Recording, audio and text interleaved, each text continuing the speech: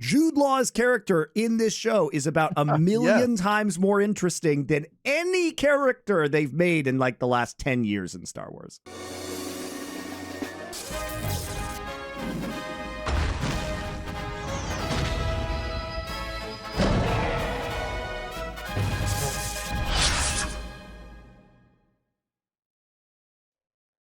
Nerd Legion returns to Star Wars this week with Skeleton Crew. And you know, DoA, I was mega dreading this show. But I have to say, me too. In the last few weeks, I have been really surprised by 3 things that I thought would suck, but are actually good. Skeleton Crew is one of them. The Penguin in our last episode was one of them. And the new game Indiana Jones and the Great Circle is the third one. And all of these things have not only not sucked, but they've been actually really good. Indiana Jones and the Great Circle is the new game that was released on Xbox and PC, guys. If you haven't played it, it's actually a banger. We got to start reviewing games now, don't we? Oh, that'll come next year. Don't worry about that. Don't worry about that, DoA. If you are a Last Free Nation fan, and you've been looking for general gaming content, that's next year's project. It's coming. And it's good to see more Star Wars stuff because obviously people who watch my stream have known this, but we've talked about it before, DoA, about playing every Star Wars game ever created. I will most likely be doing that next year. The Star Wars immersion will be totally complete. And also, as we get into on this show, the Skeleton Crew. Now, we haven't had a lot of great expectations for Star Wars content. For good reason. Ahsoka was a sucky earlier this year. Good. It was not. It was bad. It was decent. Very bad. It wasn't very bad. Very bad. Save your very bads for other Star Wars content. No, it was very bad by any standard, and it ruined Thrawn's character, and Thrawn was a dumbass, and it didn't make any sense, and the show Monty's just a huge Thrawn stan, and that's the cardinal sin they committed, is they didn't. But the thing is, Thrawn, I'm sure in Monty's mind, Thrawn is probably on this pedestal that can never be achieved. You can never do a good enough Thrawn. Not at all. You could have just actually made the books that Timothy Zahn wrote, or at least kept the character not a moron. I think that would be a really great start. He's just extremely stupid in the show. He wasn't the best Thrawn. Just extremely stupid. Terrible. And then Acolyte, which was somehow even worse than Ahsoka. And now we're here. We've got Andor Season 2, which I have high hopes for, considering how good Andor Season 1 was, and Skeleton Crew, which the premise is a children's show. I will say, all of Star Wars is supposed to be a children's concept, right? It is a children's fantasy series at the end of the day. But this is even more for children. I can't wait to hear what people have to say about that comment. That is great. It is. Hey, continue. That's fine. There's great. It's a children's story, especially the original trilogy, right? Which is why we loved it at kids, and I can still like children's stories now, which I do. Sure. But we got to admit, it's a children's story. That's what it is. And if you don't think it's a children's story, I think you may be trapped in a perpetual childhood state. I'm gonna put that out there for you guys too. That's not possible. Hold on, let me go adjust my stack of Gundam cards over here. So anyway, but this is even more for children than most of the other Star Wars has been. It's specifically designed for, kids of probably 10 years old, maybe 8 to 10 years old. Yeah, to enjoy like this middle show. School kids, maybe. Yeah. It definitely harkens back to a lot of other, particularly 80s and 90s properties. I mean, the comparisons to the Star Wars, the Goonies, I think is extremely accurate. But it's just good. It's just a really good show. And it is awesome. I would say Andor is definitely the more adult themes, right? And what I really appreciate about Andor is they add a lot of nuance and emotional, like legitimate emotional drama and very interesting themes and excellent acting. Andor is not a lot of fun. This show is just pure fun, and I had such a great time watching it, and I just didn't see this coming at all, because when we were watching the previews, the trailers for this, it was just, the reaction was, oh my God, it's suburban Star Wars. They're just making the crappy clone of the Goonies. I had that complaint about it, the suburban Star Wars thing, and I'm still not the biggest fan of that, but it works in this because all of this is done very tongue in cheek, right? Yeah. But we didn't know that at the time. I did, on viewing of the second trailer especially, I started to have thoughts where like, this actually looks like it might be kind of fun. And so coming into this, I was like, I'm not ready to believe, but maybe there's a chance, maybe there's a tiny little chance. And I'm so happy that it turns out that it is just genuinely great. It is genuinely a ton of fun. I have actually chuckled and laughed unironically at things in the show. Usually the only time I laugh at Star Wars these days is when it's like something really terrible in The Acolyte. But no, this actually has funny moments. So, and we'll get into a bunch of those, I'm sure. But like, yeah, this show is just unironically great television set in the Star Wars universe. It is very refreshing so far. Yeah, and it doesn't pretend to be what it's not either. It's very it's not very, I will say, original. Like, it's highly derivative of a lot of other media, which we'll get into, Sure. but it still works because it's super fun and it's derivative in all of the good ways and none of the bad ways, basically. It knows that it's derivative and it doesn't try to hide it. In fact, it like just pushes it right in your face and everything, So it goes to great lengths to say, yes, we know you've seen this before. We're doing this to just be fun and be funny with it. So yeah, it's great. That's the difference. I will, before we get into some clips from our watch along of episode 1, DoA, I do want to get your take on the news that has come out in Star Wars that apparently Rey is the most important character in Star Wars right now, is what they're saying. Oh, and now we're going to get another trilogy focused on Rey's character. All right. So I mean, first of all, you like Obi-Wan said to Anakin at the end of Revenge of the Sith, when Anakin was like, "Oh, I'm so angry," Obi-Wan said, "You have done this yourself. The reason you are in a position where Rey is your biggest box office draw is because you just slaughtered all the other good characters in the series." And I actually, I take that back a little bit because Lando is still alive. You could still do a movie series with like older Lando, I guess, maybe, where he's this old grizzled former rogue, right? And he's become wiser and maybe he sort of shepherds a newer gang of rogues through something. I don't know. I mean, you could do something I am with down Lando, for Billy D. Williams coming back. Let it be known, I am completely down for this. So that aside, we can't forget about Billy D, like the way that they forgot about Billy D in the sequel trilogy, which I still think is criminal. But talking about Rey, going back to episode 7, I thought the new characters that they introduced were pretty great, or not great, pretty good. Like Finn, Poe, and Rey were all okay new characters, right? They each had their hook, right? And I feel like we could get some entertainment out of this. Then as the trilogy went on, Poe didn't really materialize anything, stayed very one note. Finn had the most, I think, depth and potential of the new big 3, quote unquote, and they just kind of wrote him out of the trilogy. I don't know what happened there. And then Rey, became the star, but she just kind of became an embodiment of rehashing the stuff from the early movies, but in a much less exciting way. And it's not even entirely like the character's fault. It's just they're just having her do a lot of the same things that like Luke already went through. And she's also just a boring character. I think that's the biggest. That is it. The strength of Star Wars, the original trilogy, was always on the strength of the characters. It was a very character-driven show or film series, right? Yeah. And it's like, Luke is probably the most boring of those characters, but he is supposed to be the straight man. He's supposed to be the naive farm boy who's getting exposed. He is the stand-in for the viewer who knows nothing about the Force or the Jedi or this universe. But if you look at Obi-Wan Kenobi, great character. Obviously, Darth Vader / Anakin, insanely good character. And then we get Han Solo, Leia, all excellent characters that are super fun. And the problem is that all of the characters they made since then don't live up to that standard. So what did they do? They start to rope back in all of the old characters instead of making the new shows stand with great new ones. And we have great new ones. I mean, we're talking about Skeleton Crew right now. Jude Law's character in this show is about a million times more interesting than any character they've made in like the last 10 years in Star Wars.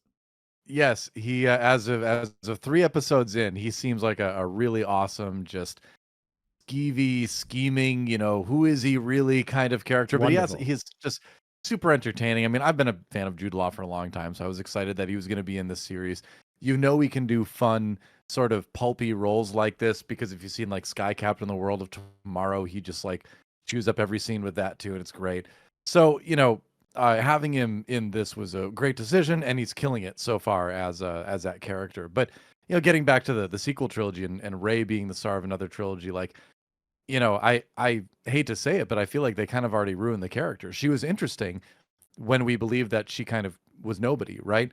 That seemed like a much more interesting way to bring about a new powerful Force user, is to have somebody that just wasn't attached to any of the famous families. And then we get in episode 3, it's like, surprise, you're a Palpatine. And then at the end, she's like, no, I'm a Skywalker now. And you're like, kill me. So I know. So it's just, I don't know what you do there with that. I mean, maybe you just have her try to rebuild the Jedi Order, even though you already had Luke did that. But she could have at least you could have the semi-interesting conflict of her dueling backstories, right? Where it's like, she wants to live up to the Skywalker legacy, but she's a Palpatine, That I think the problem is that right as Kylo I say Ren was terrible. I don't know. There's nothing you can do. There's nothing you can do with it. Kylo Ren was the only like good new character in the sequel trilogy, and he was by far the best character. I liked it. Do you mean, I will say Kylo was the best character through the entirety of the sequel trilogy, until some of the stuff in the third one. But Finn, if we're going back to the introduction of these characters, Finn was, in my opinion, by far the most interesting character, right? This sort of like the stormtrooper defector, who's you could have done a lot more with like PTSD with that character, with what he went through on Jakku, right? And does he have latent, not maybe strong, but latent sort of like Force sensitive type abilities? They could have done more with that, where not make him a full-on Jedi, but have him like connected to the Force enough to have a little bit of a foot in that world, and maybe make it a long thing to become like some sort of Jedi or something. Yeah, I like your hypothetical. However, I actually judge on the character that they wrote instead of the one that I imagine in my brain. So he was crap. Sure. Yeah, he did end up being crap, but I feel bad. What a waste. What a waste. I agree with you. Yeah. It could have gone somewhere interesting, but my point holds is that Kylo Ren was the actual interesting character. But it is, I just think it's hilarious that Rey, a character that I find to be extremely boring, is the anointed one who is going to carry this franchise forward in film. You can feel like the internal I feel like I'm a Jedi now or something, where like I can feel the conflict within you, but I'm talking about Lucasfilm, because you can feel the old guard, the Kathleen Kennedy and her, cronies, I would imagine, whatever, trying to push Rey as like, our Star Wars thing is the best Star Wars thing. And then you've got, Dave Filoni existing with all of the great characters that he's created over the years that really feels more Star Wars than anything that's come out of the sequel camp.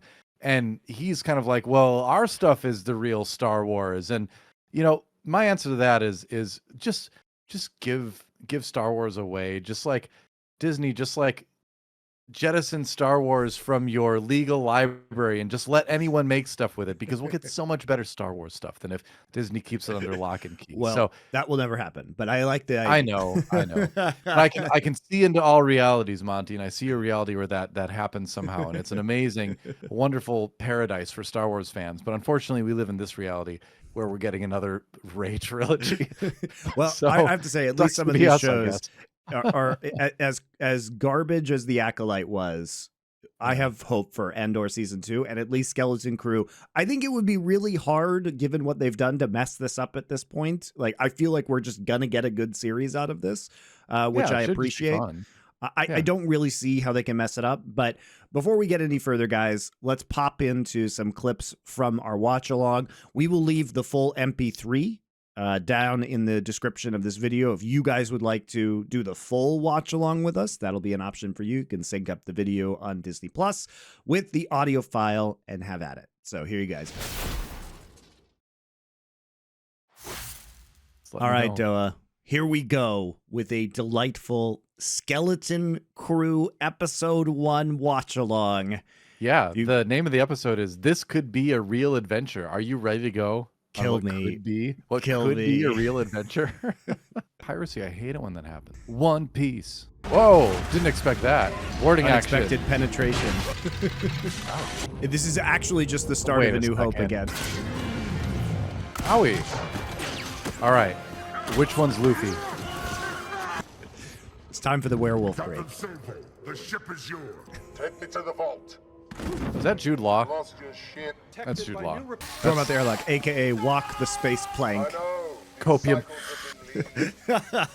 Not Vader, it's just copium. Good old captain. Haha, we had all our credits in cryptocurrency. Our tip was bad. This is not the ship you're looking for. Oh my gosh, it's just like people that were kids doing things that kids did. I think I'm out now. I think I'm out. Oh no, we can't lose you already, Monty. No. I'm mutinying against this show. That is just an off-the-rack thing from Target, man. That's not even Star Wars up. Daddy's busy with bureaucracy. Okay? Raise yourself, kid. I love Star Wars suburbs. Don't forget to mow the space grass, Whim. Kill me now. That elephant child has a comb over. He gets his haircuts at the same place as Donald Trump. He's just the blue version instead of the orange version. Whoa. Oh my god, he killed baby Ganesh. Your guts would not be everywhere. A lightsaber instantly cauterizes wounds, you idiot. Wow, the Steam Deck really has been downgraded. Hey, it's Southern California. I'm just kidding. We don't have public transportation in Southern California. Also, distinct lack of homeless people. Yeah, that's right.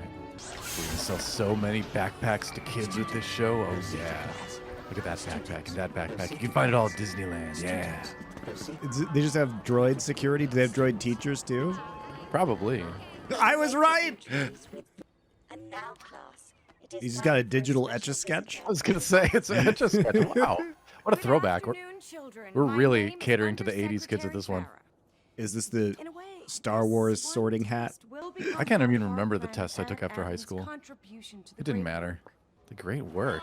Ugh. The New Republic's kind of culty. Definitely doesn't sound like Communist China under Mao. I think Geordie LaChild. Why do I have a bad feeling that elephant kid is going to give his life valiantly for the rest of the crew at some point in the show? Or it's Star Wars, so one of them might just lose a limb or two. This was all corroded. That's what they said about episode 9, but they still released it. We can still race. Really? Be there this weekend. If your mommy Why is Kid Adam Driver here? Sumi Dopot, Slimo. I don't think I could sleep. Get in your space bed and go to space sleep. Ah, of course, his mom's dead. Well, it wouldn't be a Disney show. I mean, Star Wars show if we didn't have a parent mortality thing. Wow, denied reading his kid a story. What a douche. Hey, your mom's dead and you're too old for stories. Just cry yourself to sleep like any normal adult. Think about math.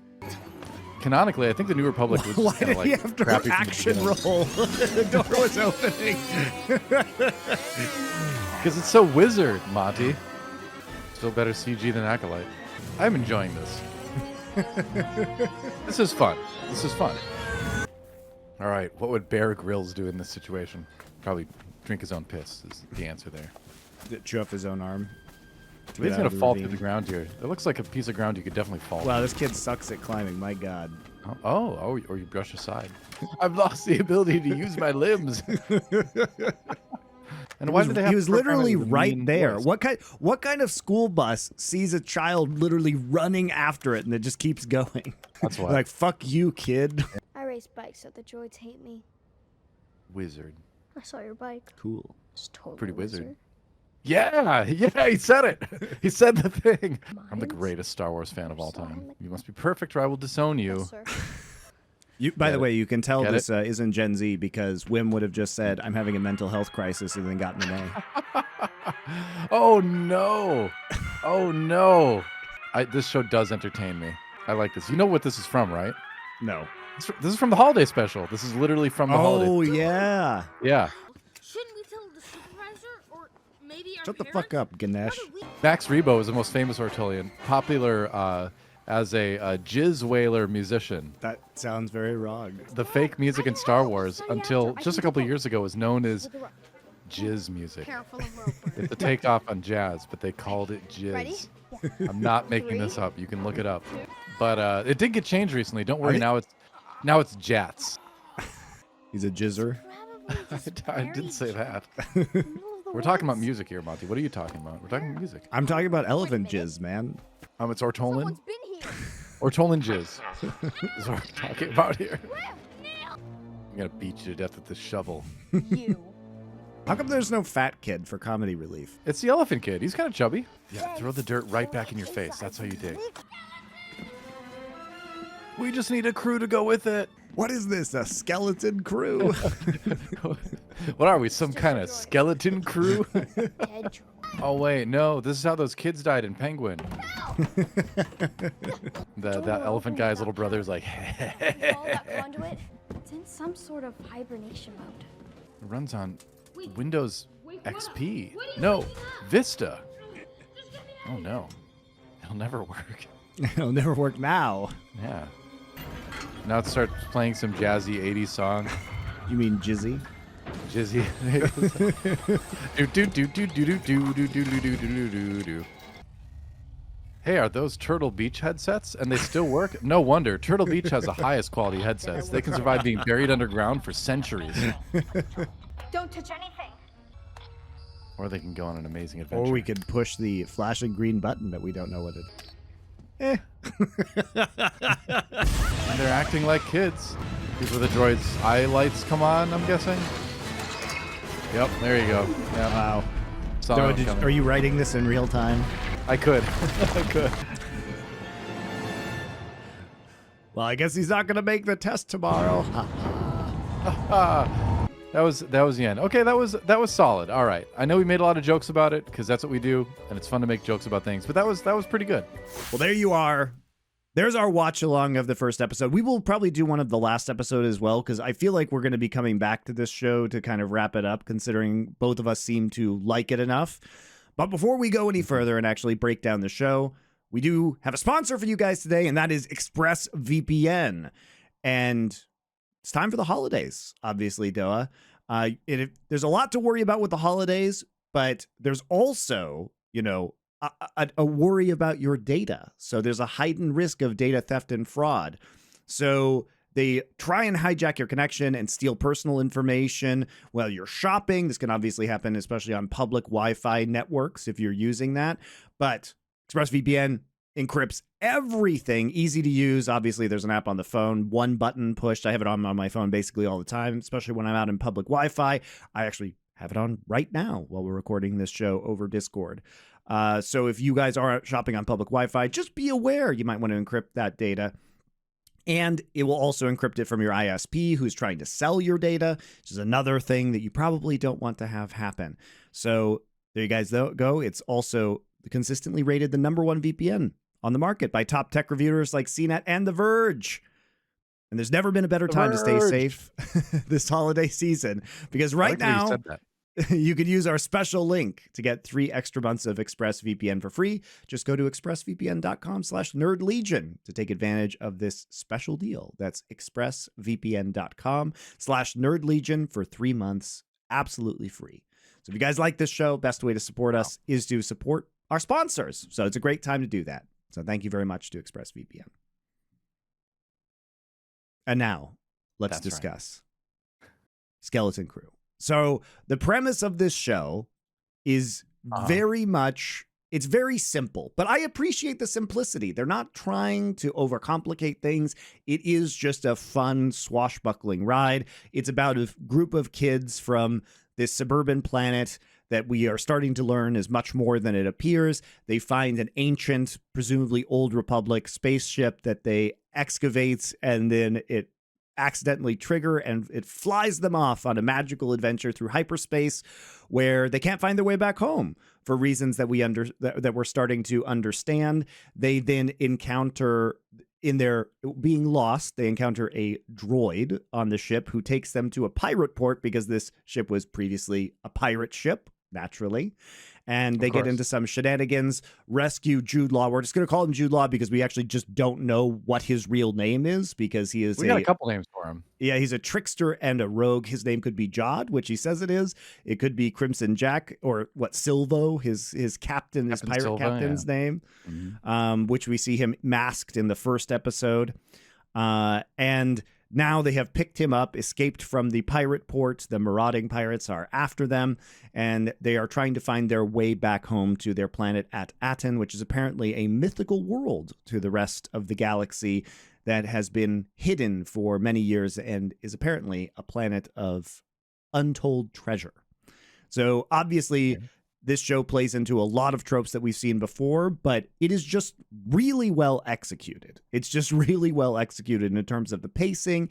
It is unabashedly fun and funny.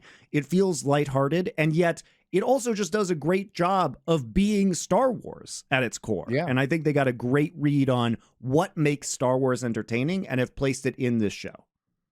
Yeah, I mean, Star Wars, when you think of like what the best of Star Wars is, it's generally pretty fast paced. It takes you to all sorts of different exotic locations. You've got likable characters that you can laugh along with, but really care about. It really does hit all the notes. It's got a good amount of space stuff. It's got a good amount of like on the ground kind of stuff, great set pieces, which we have in this show kind of in spades. But yeah, I mean, what the thing that I guess the first thing to kind of bring up is that the creators of this show are Christopher Ford and John Watts. Now, they both worked on Marvel stuff, but specifically some of the best Marvel stuff in my mind, which is the newer Spider-Man, the Tom Holland Spider-Man films, which I think did a great job specifically of taking young actors and really kind of bringing that realistic feel to sort of the chaos of being young and kind of navigating life, where your emotions aren't fully developed and your decision making isn't fully developed, but you're maybe thrust into a situation where the maturity level expected is higher than you have the capability to offer right then, you know? And so they did a great job with the Spider-Man films with that, and that same vibe really comes through, I think, in this show as well, in that you have this cast of young people who, again, are kind of thrust into the situation where there's a lot of stakes, and they're doing the best they can, but they're still kids, and they do very logical kid type stuff, and, you know, hilarity ensues, right? So I like that a lot. I think they're really bringing the best of what made those Spider-Man movies good and bringing that to this now. And so right off the bat, I think you have to give them credit for, you know, finding the right people to, or I guess if they created the show, you know, taking a chance on these guys. Although how much of a chance is it really? Those Spider-Man movies were huge, but like letting them make a Star Wars show, I think was a good idea. Well, they were also obviously, really good you know, working for Disney as well. You know, through Marvel, so it seems like a pretty natural tie-in. But I agree. I mean, it does sound like they're kind of the right people for this type of thing. Absolutely the right people. Yeah, it feels very, like you said, 80s, 90s. It's got that kind of Ron Howard action kind of vibe to it, but still kind of like a feel good action kind of thing, like you would get from Willow or something, or like you know, what was it, Caravan of Courage? Like remember the Ewok movies in the 80s? Those were not great, but they were definitely entertaining. Yeah. So I got a little bit of a vibe from that too. Yeah, I mean, this show really does have. Yeah, this show really does have the fingerprints of 80s and 90s kids films all over it, and some of the most beloved kids films of all time. Clearly, when we talk about the derelict pirate ship, we're talking about the Goonies, right? And that's a huge pullback to that. But also, DoA, you know, there's so much of Spielberg's fingerprints all over this too, because the dialogue is very Spielberg-esque. Also, you have the moments such as the jump scares with the kind of campy looking skeletons that are straight out of films like Raiders of the Lost Ark. And then not only that, the pirate port is so reminiscent of Hook. It's, you know, all of the scenes with the kids and then the interactions with all of these kind of cartoonish pirates and the pirate port and all of the crazy things that they're doing and the skullduggery that's going on there is so reminiscent of the crowd shots from Hook in my mind that it really feels like an excellent Star Wars themed homage to the Goonies and to Hook and to these other movies of the 80s and 90s. And it has the similar kind of pacing and snappy dialogue. It is everything that I think we loved in terms of these films growing up as kids. Oh, and totally. I still love the Goonies. And I have a very deep and abiding love of Hook, in spite of many people saying that it's perhaps Spielberg's worst movie. Me too. But I love Hook. It came out at just the right time to make me really, excited about it. And I still feel that excitement. But, if you go back to a lot of other movies from that era, I think The Sandlot is another great example, which is not really a fantasy movie at all. It's a movie about kids playing baseball in the suburbs, right? But like, it's still got that same, vibe of kids just figuring things out in interesting situations. And, it's got a lot of DNA of a lot of different things. It's got a lot of Treasure Island, obviously. I was going to get to that. we'll talk about that more in depth later, because I feel like that's a big conversation when you get into Jude Law's character is where a lot of the Treasure Long John Island Silver. The Long John Silver parallels Captain are crazy. Silva, Long John Silver. Yeah, right. And I know, very subtle. And But Crimson Jack, color and Jack is a diminutive of John, right? So having him called that is obviously, I think, a shout out to Treasure Island. Yeah, for sure. I had one other point that I wanted to make, but I can't remember at the moment about I remember this. If we're talking about 80s and 90s, well, guess who shows up in this? Who I did not expect, but Jaleel White, none other than Steve Urkel himself, plays Gunter, who is one of Brutus's, one of the pirate captains, the bad guys, like right-hand people. And when he showed up in the background, I was like, is that Jaleel White?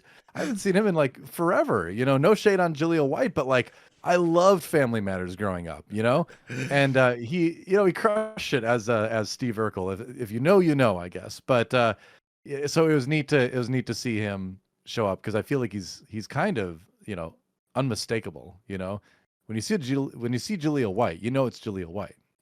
So I don't know how big of a role he's going to have in this, but I'm just happy he's there. That's all. There's another little 80s 90s connection.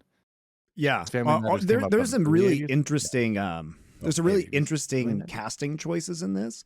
So Tunde Adebimpe, who also plays Wim's dad, is the singer from TV on the Radio, which is an indie rock band that I've seen live in the mid 2000s. So that was surprising for me to see him there, and kind of an interesting casting choice, though he has been in Spider-Man Homecoming as well. So he's been definitely like trying, breaking into acting, and been in some major films over the years, and clearly worked with the show creators as well. So that was really fun also. But yeah, I feel like SM33 is voiced by Nick Frost, who is kind of Simon Pegg's, like partner in all the Simon Pegg films, basically. If you go back to like Shaun of the Dead and what is it? I can't remember the other ones, but you know what I'm talking about. The one where there's like the Hoodie Gang or whatever. Man, I haven't seen those movies in so long. I'm forgetting all the names of them. But anyway, he's in a lot of Simon Pegg stuff. So, and Simon Pegg has a Star Wars connection, so maybe you can see how that all came together. But anyway, does a great job voicing the droid.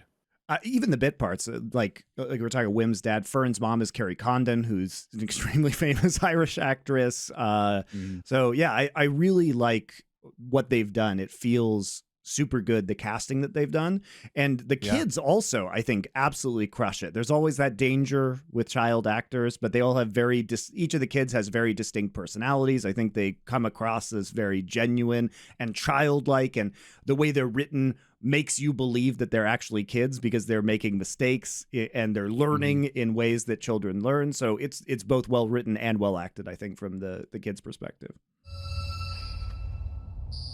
Wait, hello?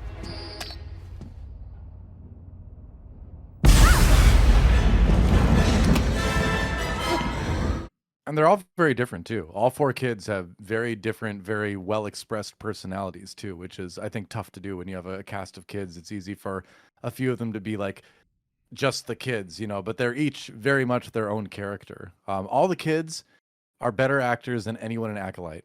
I'll just put that out there. The performances I am enjoying and buying much more than anyone in Acolyte.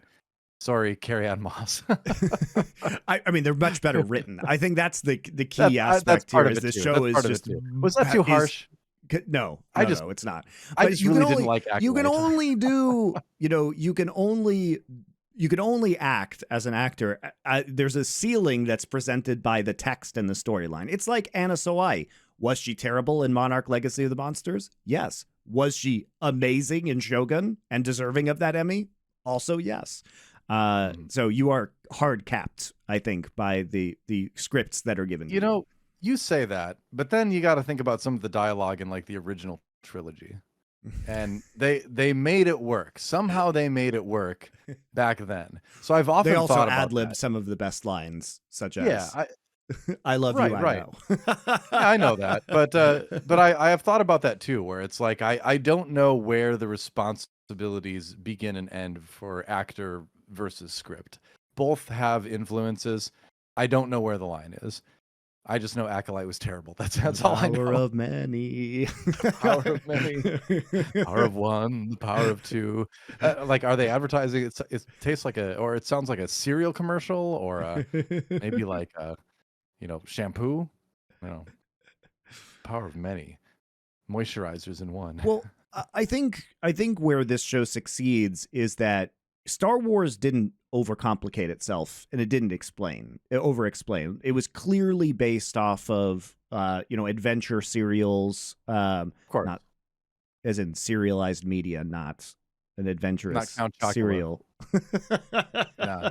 It was clear, and it was all based off of Joseph Campbell's backbone of the hero's journey that he created in his kind of seminal mythological research, and we know that George Lucas paid attention to that. And I think the mistake that a lot of Star Wars media makes is that it does overcomplicate these things when the core elements are supposed to be very kind of basic and mythological in origin. And I think you really feel that in this show as well, where it's super straightforward, the story that they're trying to tell. And yet they titillate you with enough that's very interesting, especially now the mystery of Aten, this planet that they're coming from, because at first they do a very good job of making suburban Star Wars interesting by having the twist that it's this mystery planet that nobody is supposed to be able to leave, and they're focused on this great work that they're educating the children for, but the children don't know what the great work is because they're still in elementary school, basically, and the adults are all hiding this from them. And then it's only when they get out into the broader galaxy that they have an epiphany about the reality of their own lives, which is something that all kids go through, whether they're on a treasure world that's the secrets have been hidden from them or not. It is very, very Joseph Campbell-esque in terms of having this origin story and then going on this adventure and then attempting to return home. And it's about, at its core, what Joseph Campbell would say about this is that it's about the self-actualization of adulthood, right? It's about the expanding consciousness of children to understand that there is a broader world out there, and these adventures are psychological necessities in order for them to become adults, right? And I think that's extremely well expressed here. They're thrust out from this very safe world, or safe. We don't know if it's actually safe, right?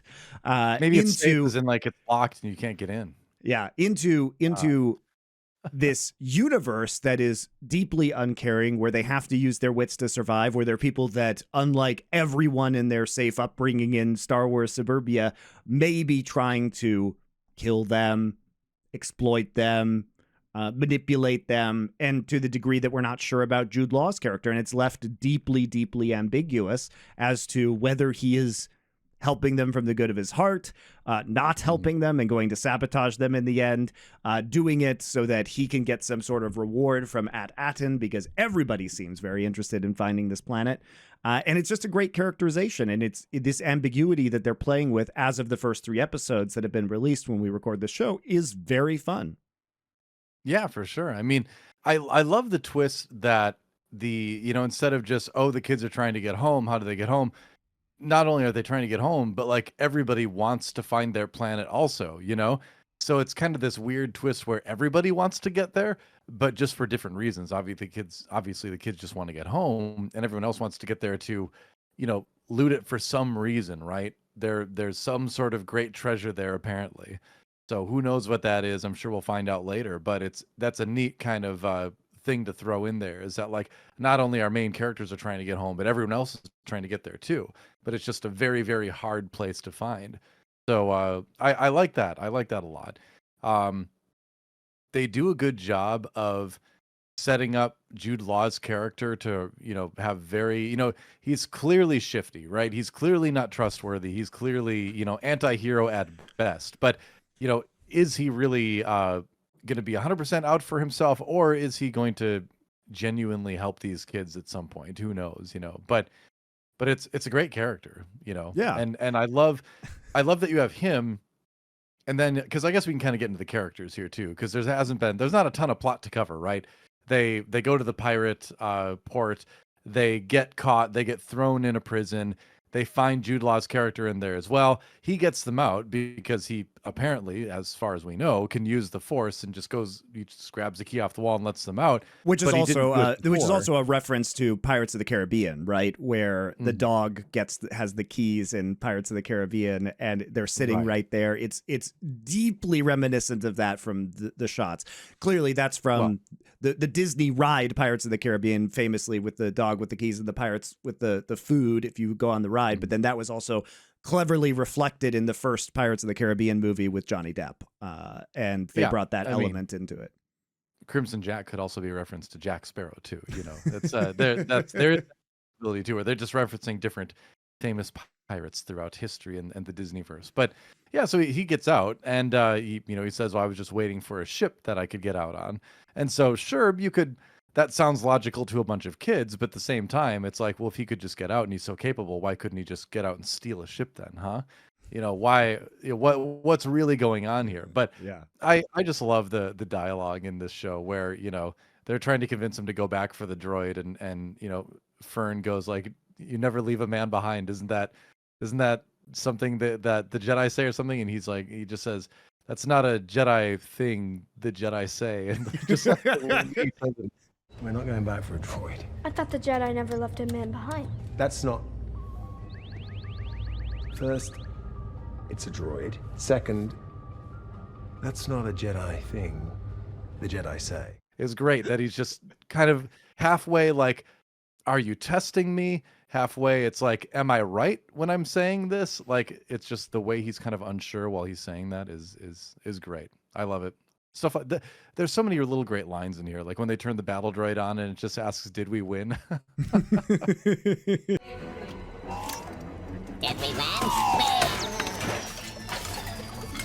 Damn droids.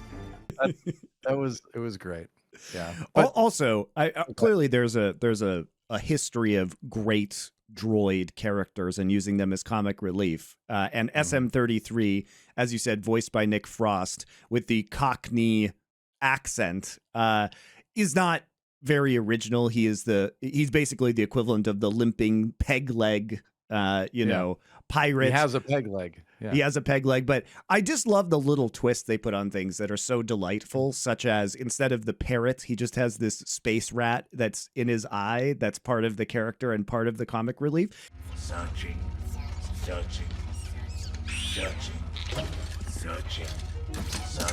think the rat ate his brain. Searching. Hey, little guy. Oh! It just, this brings me joy in a way that I haven't really felt in Star Wars in a long time, that is so reminiscent of obviously the joy that R2-D2 brought to everybody in the original trilogy. And I feel like that magic has not been really captured in Star Wars for a long time, but they really, I think, nail it with SM-33 and this character. It's super fun to watch this droid go. Totally agree. And I mean, you've got the kid characters too. You've got Neil, who's just kind of this nerd. It's great. He's kind of just like very shy nerd. He doesn't want to be along at all, but he just gets dragged along by his more adventurous friend. And is he going to do the truffle shuffle before the end of this show, DoA?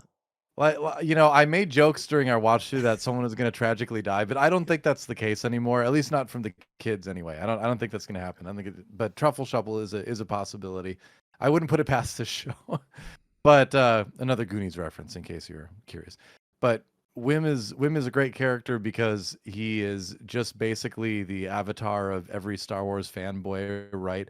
Where like every time Jude Law's character does something, he's like, "Oh, it's a Jedi thing." He's so excited about it. But like we all clearly know that Jude Law is not the type of Jedi this kid is just like fantasizing about meeting and hanging out with. But he's just so excited, like when Jude Law's like, "Wait," and the people walk by, and all he's like, he knew they were coming because he's a Jedi. All that it's just great to see the over exuberance, about how super cool the Jedi are, right? I really hope they don't give him force powers in the end.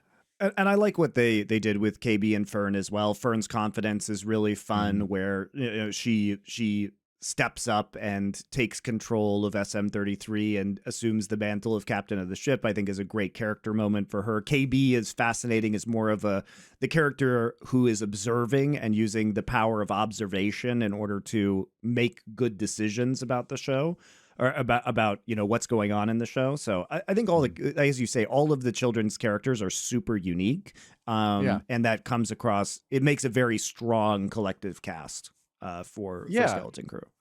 Everyone plays their role, right? Wim is just the excited kid pushing everything forward and kind of getting everybody into these situations. Neil is the capable but unwilling, semi-unwilling support role, right?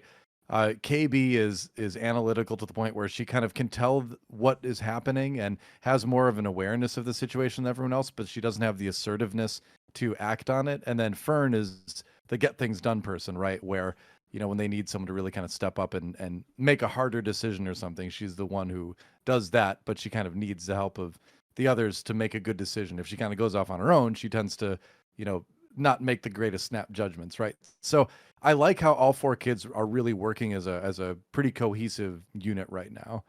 And they balance each other out well too, which I think is good. And it's funny that, now we have this dynamic between these naive children who are rightfully suspicious of Jude Law, and Jude Law having to go along with them to get what he wants, but still trying to manipulate them. It's such a fun dynamic in this show. Yeah.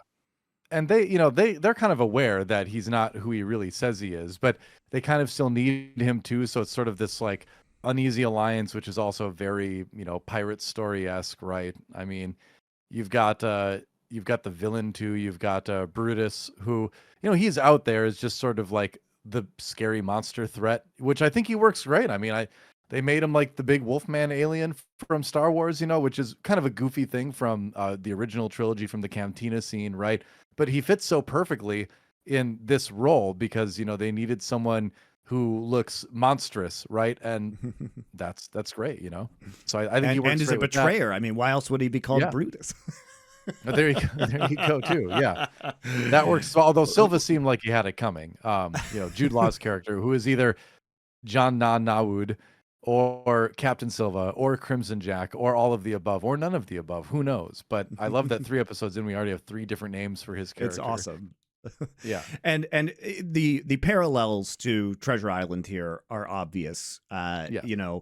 Especially Treasure Planet as well, actually, which is another different Disney thing. Yeah. It's another Disney property, but honestly, is very appropriate because the idea of Treasure Planet is the missing treasure world, which is this series is very clearly aping, right? Where they need this map in order to get there, and it is intentionally a hidden world. And also Treasure Planet is one of those films that was not very popular at the time of release, but I think has now kind of achieved a cult status among Disney films. And I watched it again recently, actually, really? With my kid. And I do think it's better than the original reviews gave it credit for. Is it among Disney's greatest films? No, but it is underappreciated. I will say I haven't seen that for a very, very long time. The Atlantis movie is also much better than people think it is. But anyway, I think with Treasure Island, you have to remember that the whole story is Long John Silver is this scheming pirate captain who very intentionally tries to enter the good graces of a child and is the cook on the ship because he is plotting a mutiny once they get close to the treasure. So anybody who's familiar with Treasure Island instantly sees the parallels with Crimson Jack, obviously the name again, Crimson using the color and the name, a very common name in Jack versus Long John Silver. The parallels are super obvious here, and he has similar potential motives where you are constantly wondering whose side he is on, and will he be revealed to be an actually very powerful pirate. He was already a pirate captain. We know this from his previous identity. So it does seem like the parallels are being set up for Treasure Island. And while all of this pirate media may seem very tropey now, we have to remember that Treasure Island was actually, Robert Louis Stevenson and Treasure Island was the genesis of all of this. We didn't have this children's pirate fantasy until he wrote that book. It is in the same way that Tolkien was really the genesis of fantasy.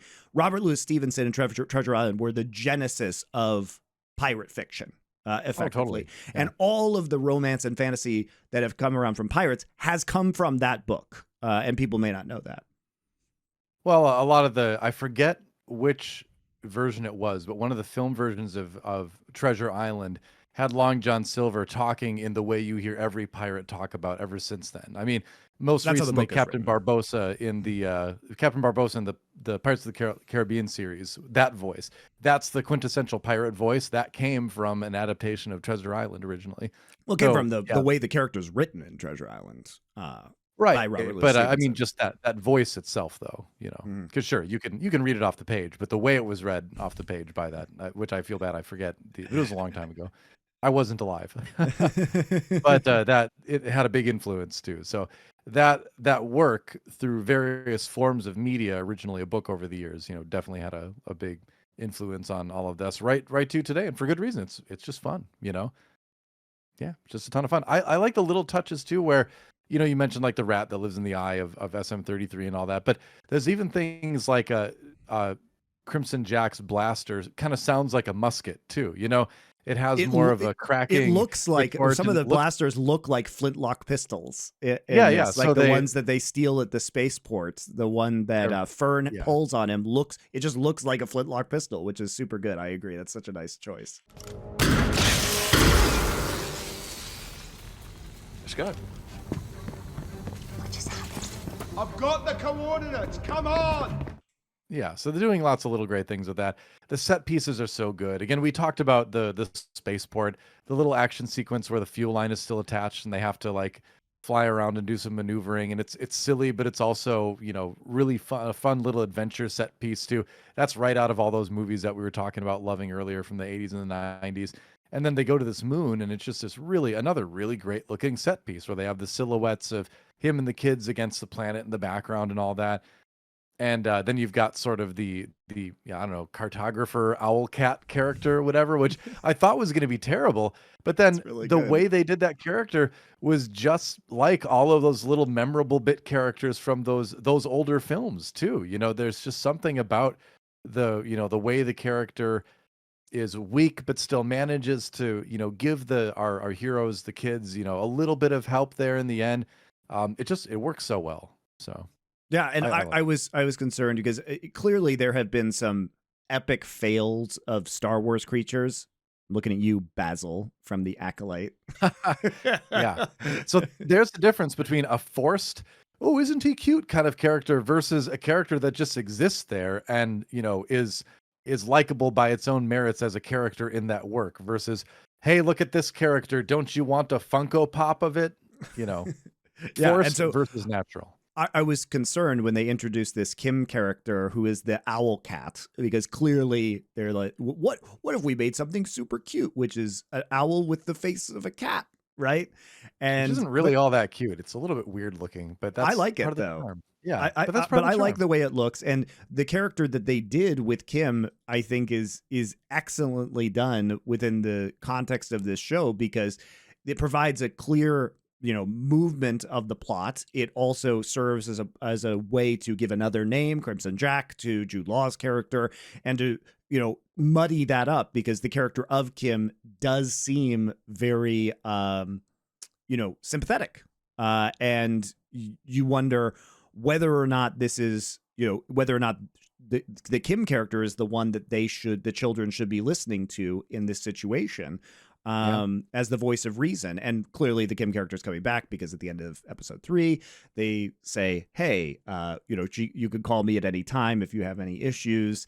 So it's just, it's done in a way where they finally are able to introduce interesting characters quickly, which I feel is something that Star Wars has lacked for a long time without it feeling awkward or forced, or the characters are just boring.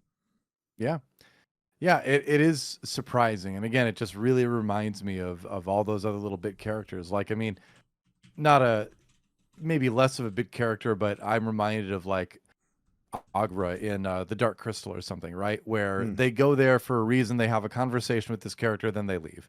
And maybe a little bit of action happens during that encounter with that character, as it does in that movie.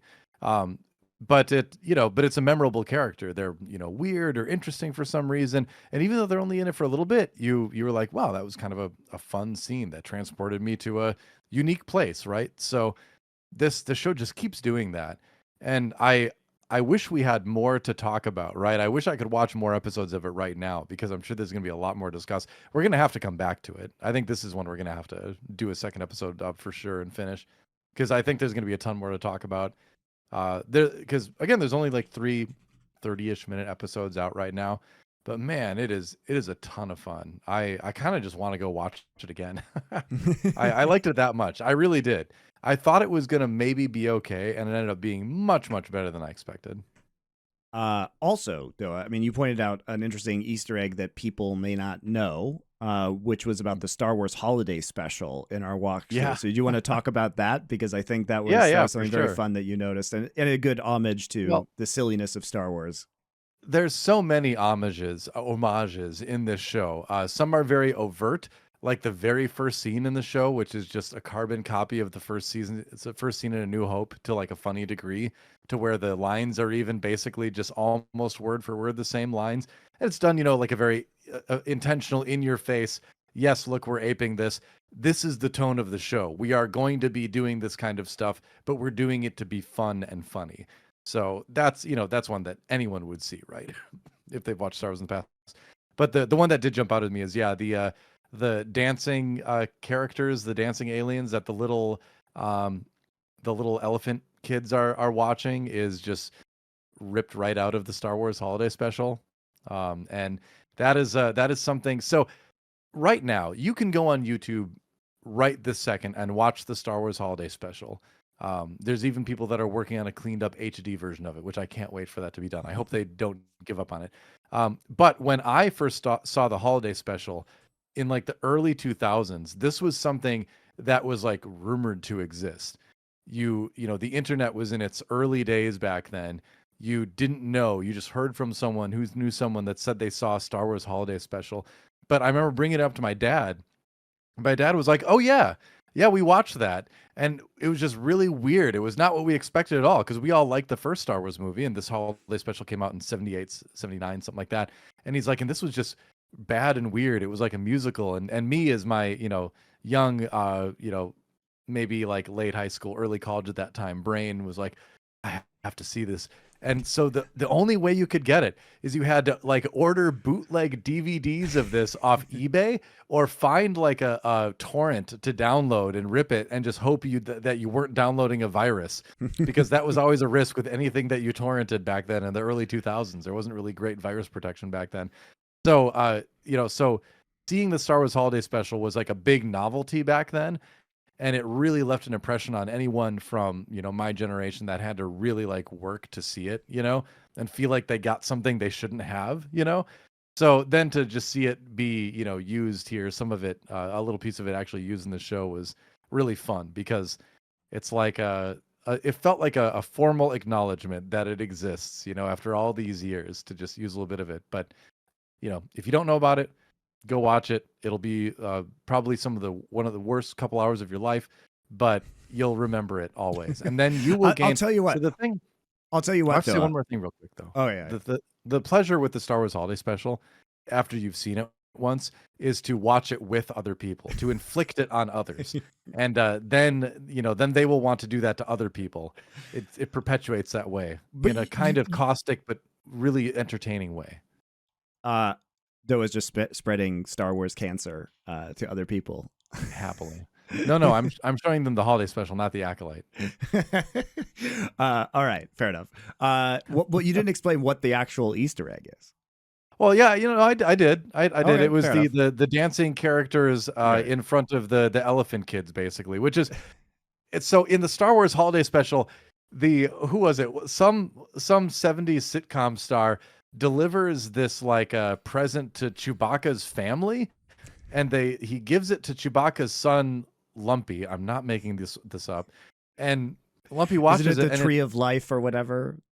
No, it's Life Day. What for Life Day? The holiday? Yeah, it's Life Day, the holiday. That's You're thinking of Fern Gully.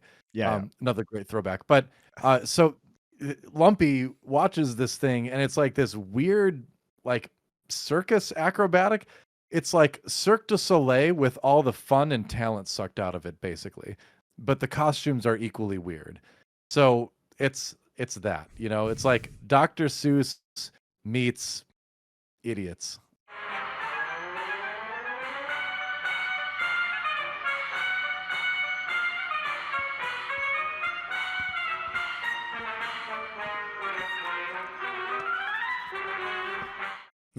It's that's the only way I can describe that dance scene. But maybe we'll link it below or something. I don't know. But they take that and they put it in which makes a lot of sense too, actually, because this planet is sort of trapped in the past, trapped in time. So the entertainment they would have, it makes sense that they would have this relatively old broadcast in the Star Wars universe if we actually go by proper chronology and include the holiday special in Star Wars canon, because now the holiday special is in Star Wars canon officially, because otherwise they wouldn't be able to get that broadcast. That means all that stuff really happened in the holiday special. I can't believe it. That it's official now. It's actually canon. Wow. But it also is a great touch too, because they would only, they would have access to these old broadcasts, and in these sort of tropey locked in time planets, they generally don't tend to make a lot of their own new entertainment. So that's there. It's great. Great little Easter egg. I tell you what, Doa, let's do the Star Wars holiday special for our Christmas week episode. Yeah, let's do it. I say let's do it, knowing that there are infinity YouTube channels that have covered that. But you know what? We haven't talked about it yet, and that's the difference. It's not bad that necessarily you're doing something someone's done before, because no one's done it like you. That's why. So that's why we're going to cover the Star Wars holiday special for Christmas, even though it is technically more of a Thanksgiving thing. True. But we'll get to that. We haven't done that yet. I feel like that's been years in the making. And also now, as you say, canon to Star Wars, apparently. Yes, so. And so, guys, for the next few episodes, next week, we've got to do Secret Level, which is the new Amazon anthology show based off of video games, including Concord. All the biggest franchises. which just came out. So we'll do Secret Level. Hopefully there's going to be, I've heard it's not great, but maybe there's a couple like good vignettes in there. And Warhammer. Yeah. After that, we'll get to the Star Wars holiday special. We will get to Dune Prophecy as well, because we're waiting until the end of that series to do our review of that. So we've got a lot to work with between now and the end of the year. So otherwise, watch Skeleton Crew. I mean, I feel like this has been a great couple of weeks for us. I'm so surprised that this show is as good as it is. Mm-hmm.